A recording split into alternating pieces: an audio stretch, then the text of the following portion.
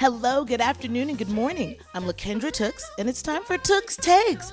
Happy New Year, Kensday crew. It's the first Kensday of 2026, more like 2020 kicks, because we are kicking it up a notch this year. Let me tell you, 2025 was not my favorite year.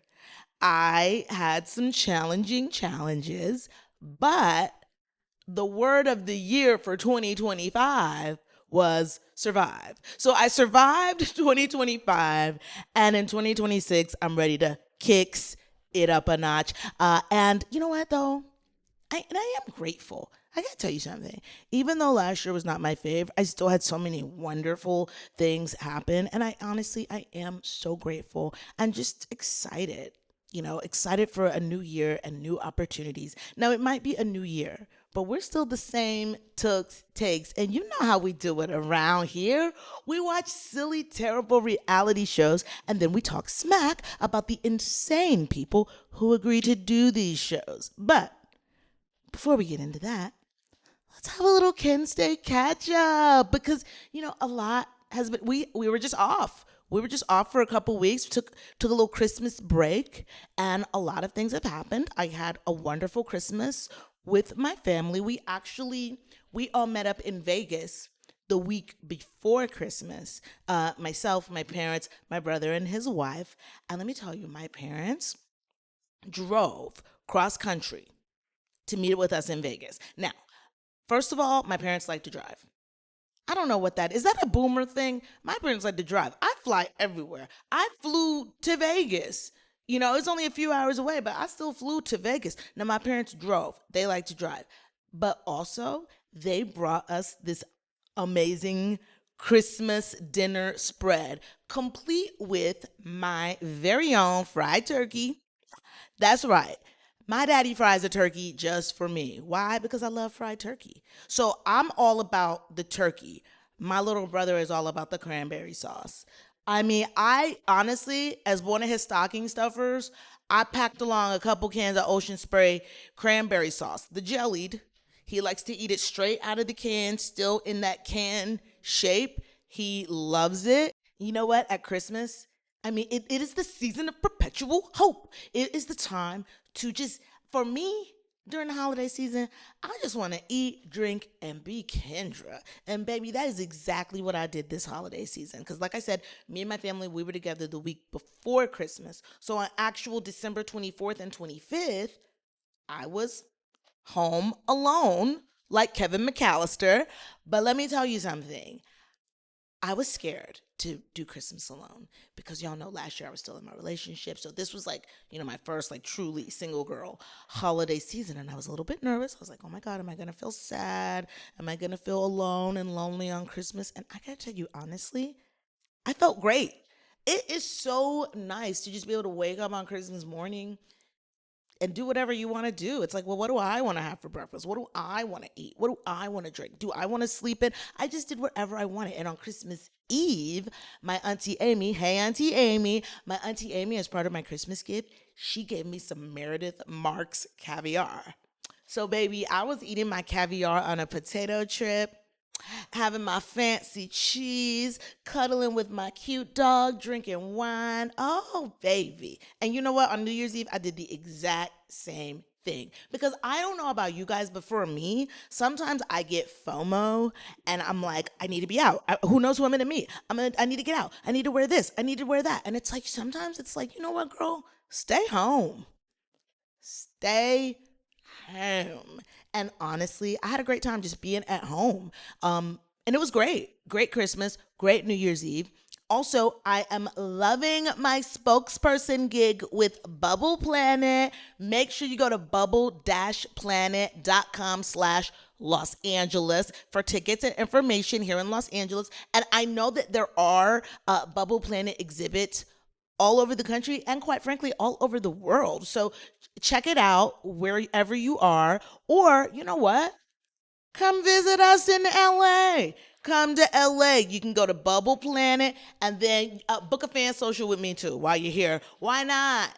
Just have a good time. Get the complete bubbly experience while you're here. But I love I any opportunity to work and do what I love, I'm always grateful because this industry's tough. That's one of the things that made last year tough for me. It's like, you find out who books the role, but you don't know who was like in second place. You don't know. And those people, we get our hopes up, and this is such a tough industry. It really is. Being in the entertainment world, it's so tough. I wish I just wanted to be a normal person. I wish I just wanted to go work at the post office or something. But no, it's like I want to do all this stuff. And I picked like the hardest career field to be in. But you know what?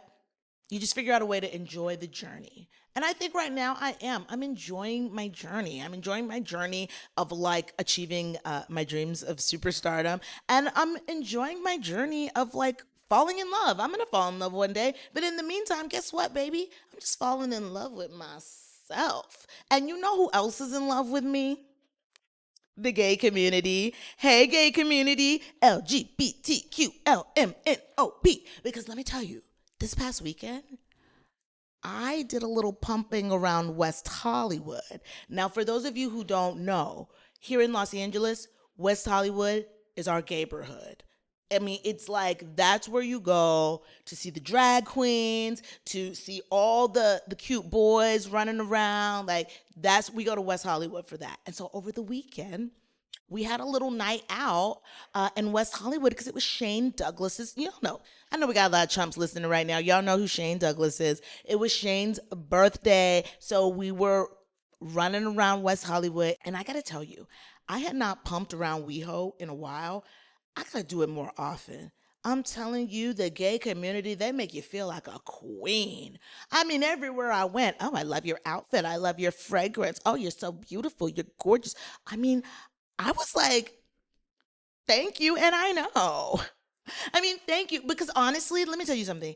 I love to be cute. When I get cute, the only people I care about impressing are other cute girls and the gays. Like, if I have on a look and another pretty girl likes my look and a lovely gay man likes my look, baby, I know I look good. So we had so much fun pumping around WeHo, dancing, drinking, and I'm going to tell you guys, I debuted my new favorite accessory, nipples. Oh, yes, nipples. Listen, y'all, it is 2026.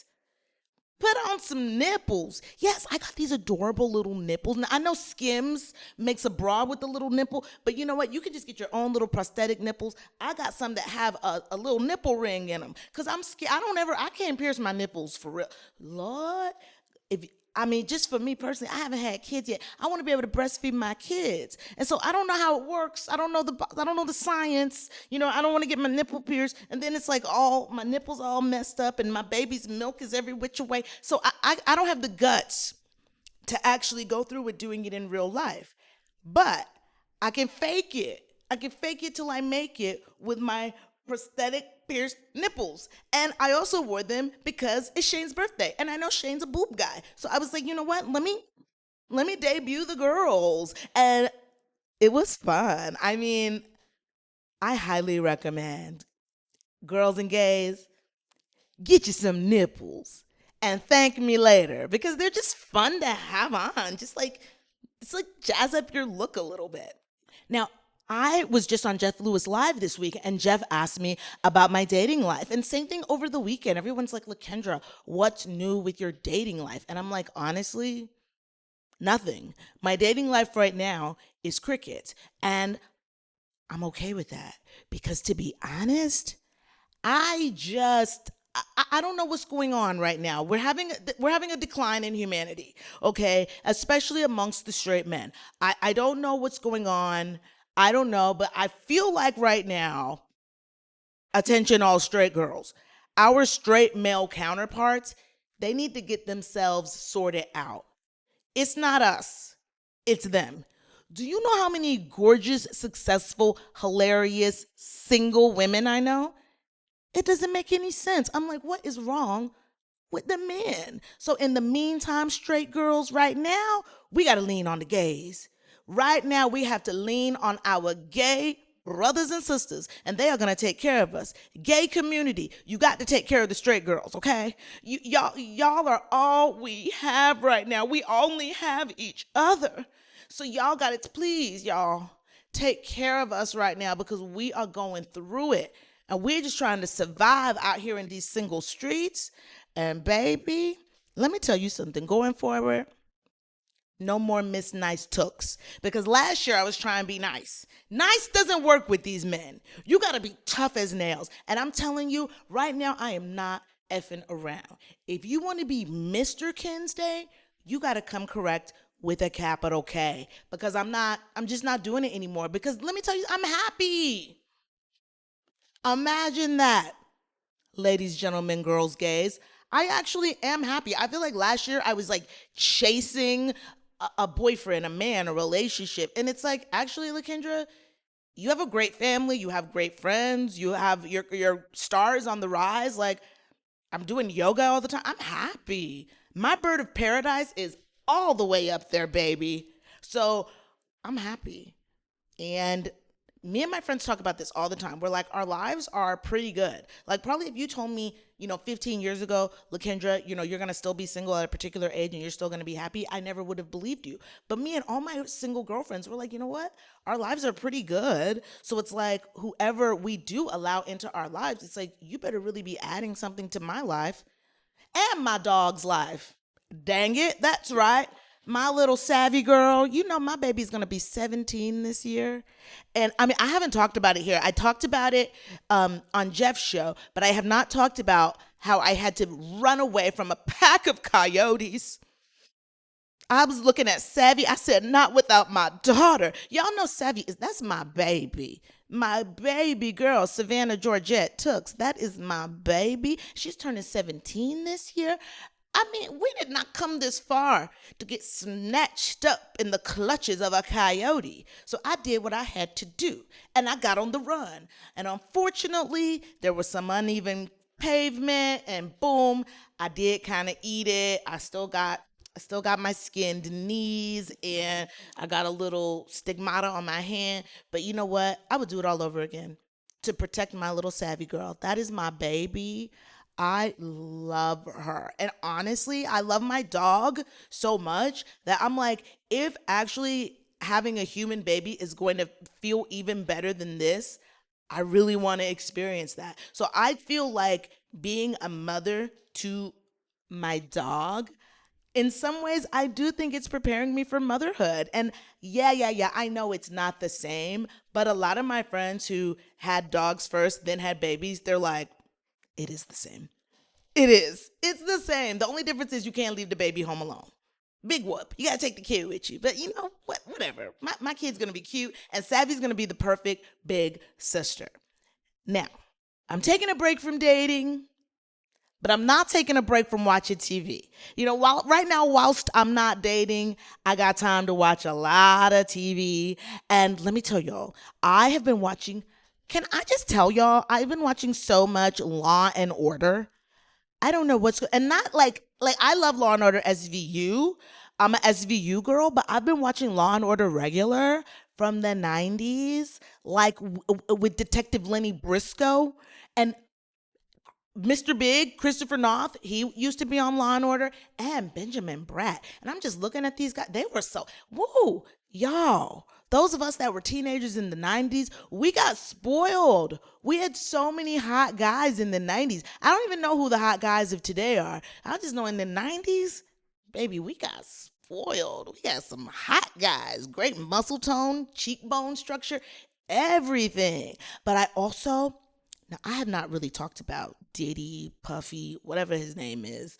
I haven't really talked about that because it's like, dude, that's like a little too dark. But I did watch the Little Diddy Doc that's on Netflix. Y'all know back on Reality Check, I used to have my little segment called Doc Talk. We got to bring back Doc Talk because, and we're going to get to Real Housewives of Salt Lake City. Well, let's talk about the Real Housewives of Salt Lake City real quick, because I know that this Mary Cosby documentary has just come out, and I haven't watched it. Will I watch it? I don't know. What I've seen online, it's looking like it's not really telling us anything new. At least for me, I feel like I already knew about a lot of the allegations against Mary. I still really enjoy her on the show. I mean, I don't know. I don't know what it's like to be in a cult. I'm always fascinated by cults and by I love to watch documentaries about cults because I'm just like, I don't know. Like I would never want to give anybody all my money. The only cult that's getting my money is the cult of Ross, Dress for Less, and TJ Maxx. If TJ Maxx starts a cult, they'll probably get all my money. But it's like if you want all my money and you want me to cut off contact with my family, I just know for me personally, I couldn't see myself doing it, but they do brainwash you. So I don't know. I don't know if Mary's running a cult. I don't know. The people at her church seem to really love her. She's very rich. She seems to have endless amounts of money in designer goods. I don't know. I like Mary. I like Mary. And I'm happy for Bronwyn. Bronwyn, you're separated from old grumpy farty Todd. I'm happy for you, girl. Go out there and get you somebody young. You deserve it, Bronwyn. You deserve a young hottie. I hope you can get a lot of alimony from Todd. And next, just go and get yourself a nice young guy, okay? Be like Cher, okay? Cher is in her 70s. Her man is in his 30s. Bronwyn, do that too next, okay? What did I tell you, Bronwyn? Now that you already had to deal with this man 26 years older than you, next, you deserve a 26-year-old. So, and then, okay, now let's talk about, because the girls right now in Salt Lake City, they are in Greece. We are still, I mean, we're over the alleged Meredith freak out on the flight incident. We're kind of over that. The ladies they're acting like they're really worried about Meredith. They're like, oh my gosh, is Meredith an alcoholic? Is Meredith a pill popper? I gotta say, from my vantage point, I don't think that Meredith is an alcoholic or a pill popper. Honestly, I think Meredith is a woman in her 50s who is going through the change of life. That's what it looks like to me. And any women listening right now who have gone through the change of life, any men listening, you saw your wives go through the change of lives. We've seen our mothers go through the change of life. It is, and these women, they're women. If they haven't gone through the change of life yet, they're going to. And if you don't get those pellets and those hormones, you can have some extreme, it's an emotional roller coaster. So honestly, Meredith, I don't agree with some of your behavior. However, if you are going through the change of life, I think you deserve a pass if you're going through the change of life. Now, it doesn't give you a pass to be a mean girl, but it does give you a pass. And I think the ladies should be a little bit more understanding about that. I mean, come on, y'all. Like, it's gonna happen. And Bronwyn, I don't like you trying to meddle in these little rumors about Seth having dinner with another woman. Girl, please. Just because your old grumpy man does that doesn't mean that I don't think Seth does that to Meredith. I don't know. Call me crazy. And listen, it's not even like I'm a Meredith stan like that. I don't even think I follow her on Instagram.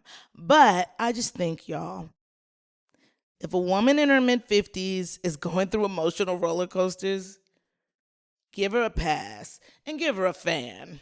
She might be having a hot flash. You know what I'm saying? So anyway, now I don't know if we're going to switch gears. I'm the queen of a segue. I don't know if over on 90 Day Fiancé, the virgin Forrest, is his mama going through the change of life? Or is she just a mean old lady? I think she's just a mean old lady. She has no boundaries whatsoever. Like we saw on episode 1, we saw her go to the sex shop with Forrest. Her son, he's a virgin, which there's nothing wrong with being a virgin. Like if you're a virgin listening right now, good. Be a virgin. Stay a virgin as long as you can. It makes your life a lot less stressful. But I don't think that Forrest is just a virgin. I think he's an incel.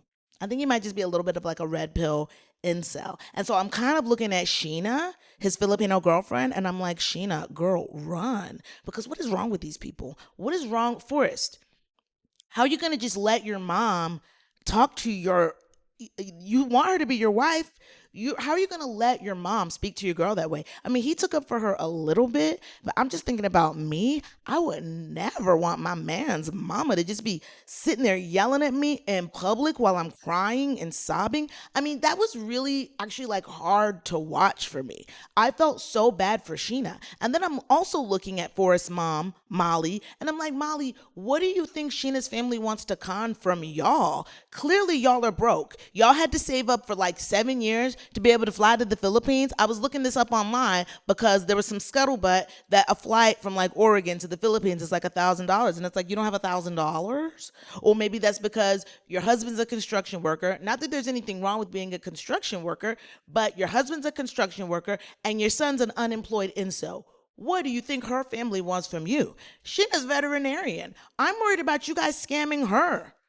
She's a veterinarian and her family owns a building. And in the Filipino culture, yes, you take care of your parents. You take care of your family. They're very family oriented. So I'm interested and I'm curious to meet Sheena's family and to see what they're really like. I mean, I get it. My parents, I never want to disappoint them. I never want to let them down. And, my parents can be a little strict with me. And sometimes I am afraid to tell them things. But I understand where Sheena's coming from. And also, again, what do these white American people want with this Filipino child's money? Because it's like, and we see the preview for next week that Sheena does finally look at Forrest and say, why don't you have a job? Like, and that's a really good question. Forrest, why don't you have a job? It's not like you're out here dating women. You're just sitting at home. I don't think he lives with his mom, but you're just sitting at home, with your mom.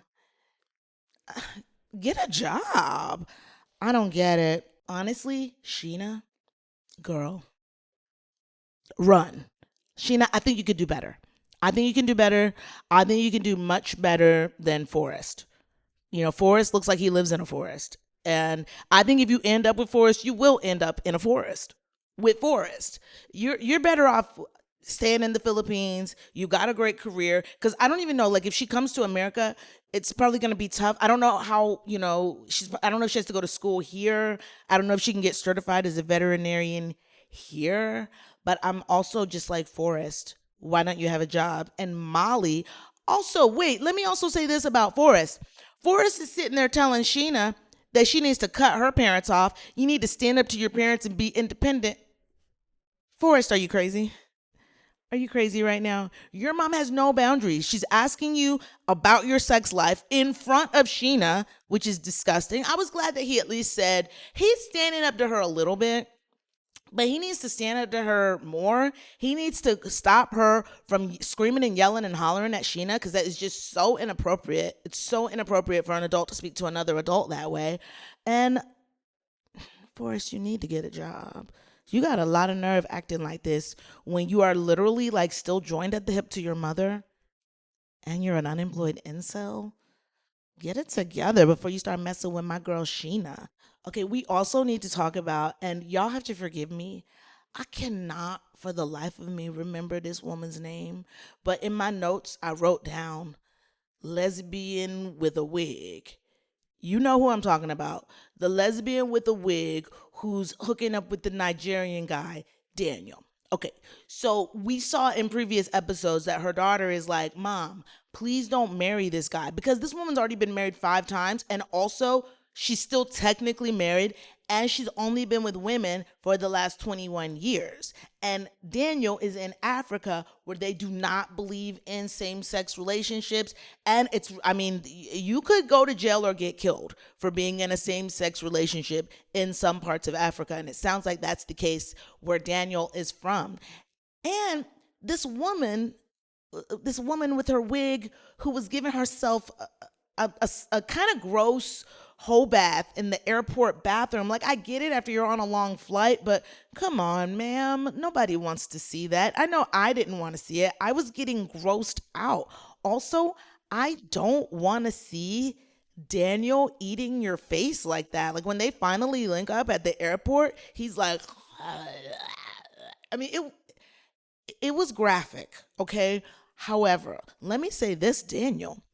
Daniel, if it doesn't work out with lesbian wig lady, Daniel, you call me because I like how he had the local villagers come and do a little African dance for her. And as soon as she stepped off the plate, this man got down on one knee and said, "Can you marry me?" Like, can you? Not will you. Can you? Do you have the ability to marry me? I love that. Honestly, that's what I'm looking for.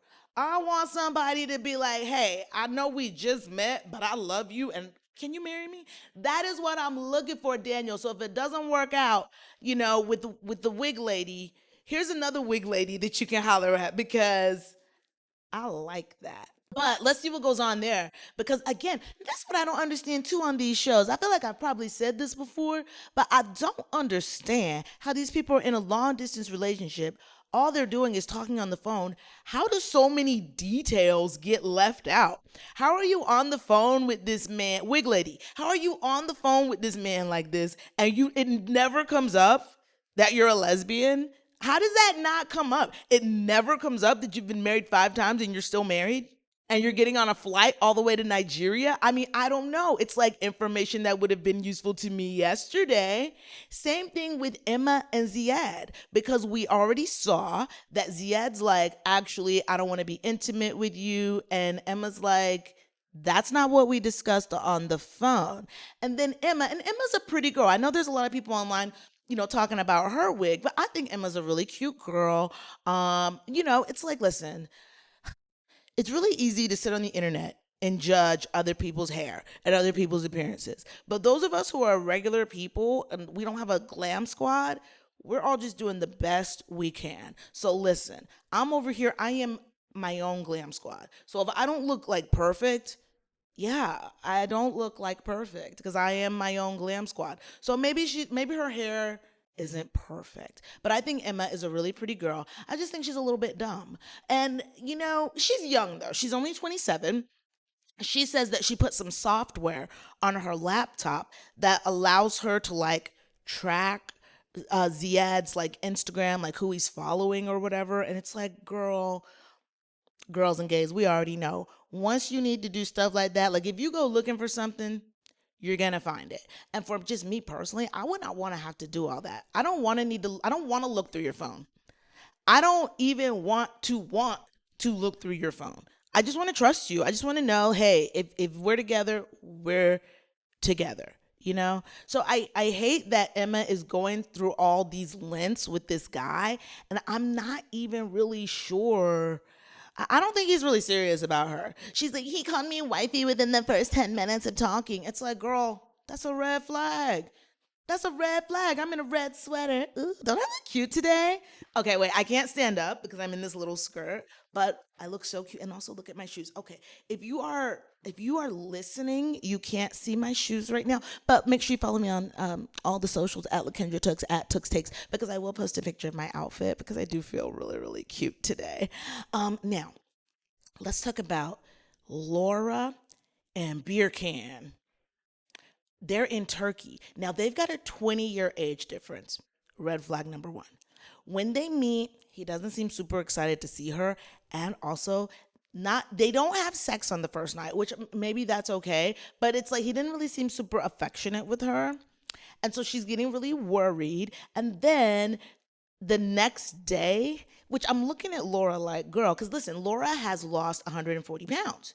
And you know how it is when you lose a lot of weight sometimes, you have that loose skin. And we know from Darcy and Stacy that you can get a great deal on your plastic surgery in Turkey. So Laura's like, while I'm here, let me go to the plastic surgeon's office.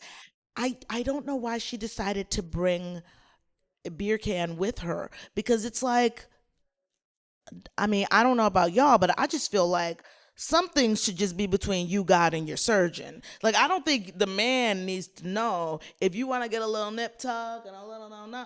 Like, I don't think your man, especially if he's not even your husband yet, I don't think he needs to know all that. And then, when you go to the plastic surgeon's office, they do take some before pics and oh God, poor Laura. I mean, they plastered her before pics on like a 40-inch TV mounted on the wall. It's like, ay, ay, ay. But I will say this, Beer Can when he was sitting on the bench with Laura, and she was feeling really bad, and she was feeling really insecure about him seeing those pictures. But he was actually like really sweet about it. Well, as sweet as he could be, because he seems very stoic and robotic. But it's clear to me, this young man, he just wants to come to America. And Laura, I think you know that too, girl. Please be careful, Laura. We don't know what's going to happen. Marry Michael. Laura, I already told you this. Go back home and marry Michael, and just go to Turkey to get your plastic surgery and then come back home, girl. Because Beer Can, he just wants the green card. Now, the lesbian wig lady with the Nigerian fella, that young man just wants a green card too. He just wants to come to America and have a better life for his family. And honestly, give that man a green card. That's what I'm telling you, Daniel. If it don't work out with her, call me. I'll help you get your green card, because I love that. An immediate proposal and the whole village dancing for me. I love it. Okay, now let's talk about this other couple that we just met.